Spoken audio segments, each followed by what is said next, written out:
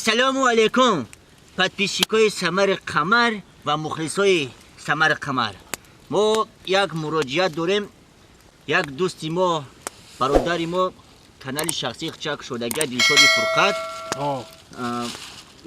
دلشاد فرقت کانال شخصی چک شدگی بعد با در اومده پادکست که ابونه شوید در درون کانال سودای خودش با میتواند کدامی که حافظ است مرحمت در اومده پادکست که شما هم یکی بیاین در استودیوش گالو زبط کنیم. خی بگو اول استودیوی چیه؟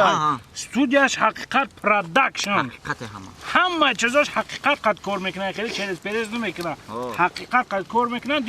دلشاد جان فرقانی، دلشاد فرقت خلیای در یوتیوب در اومده پادکست سر فراموش نکنین.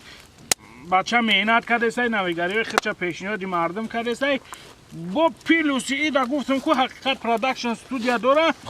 کچ بلند گفتیم ما همسایه‌مون کچ بلند خطی آواز تازه ثبت بچه مهنت میکنه شروع کار میکنه.